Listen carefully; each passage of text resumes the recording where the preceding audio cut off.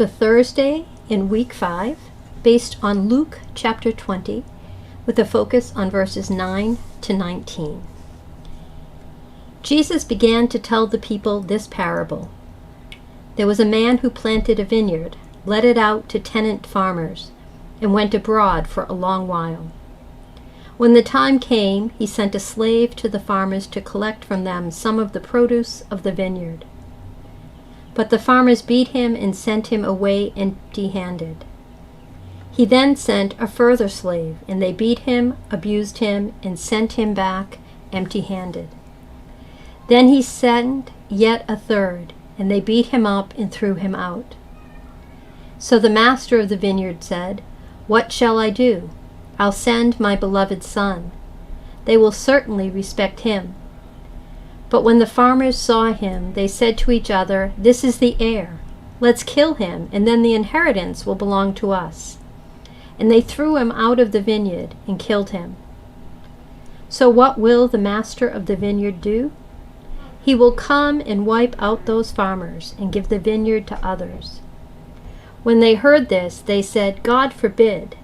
But Jesus looked round at them and said, "What then does it mean in the Bible when it says, 'The very stone the builders refused, now for the corner's top is used'?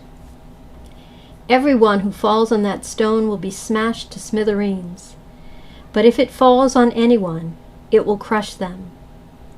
The scribes and the chief priests tried to lay hands on him then and there, but they were afraid of the people, because they knew that Jesus had told this parable against them. Here in the northeast of England, one or two folk songs are woven tightly into our culture. One of them, the Blaydon Races, functions almost as a national anthem. It's the musical equivalent of the Angel of the North. But supposing someone one day sang it and gave it some new words. "Oh, me lads, you should have seen us ganning, passing the folks along the road just as they was standing.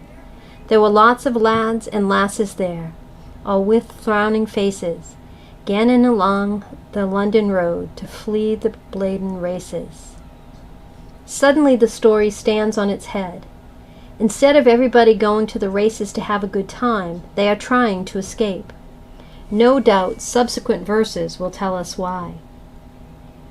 Now in Jesus' culture there were several stories and several songs which people knew just as well as we in the Northeast know the Blaydon Races, with the proper words, of course.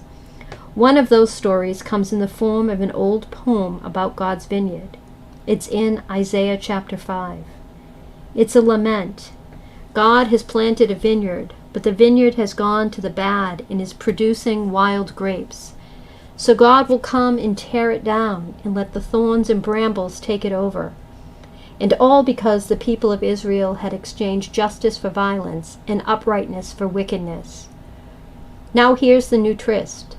It brings the whole thing bang up to date. The vineyard owner has let it out to tenants and sends a string of servants to get the fruit, and the tenants ill-treat them. He then sends his one and only son, and they kill him. So now the story has a different ending. Instead of the vineyard going to rack and ruin, it's the tenants, and the vineyard is transferred to new ones. What does it mean? Jesus quotes another well-known song, this time a psalm for pilgrims on their way to Jerusalem. It sings of going up to the temple and about the odd-shaped stone that won't fit anywhere in the building except the top of the corner. Jesus links it with yet another well-known local story, the dream vision in Daniel chapter 2, which speaks of the stone that will crush all opposition and then become a mountain that will fill the whole earth. Why is he talking in these riddles, rooted in Scripture, but all with a new twist?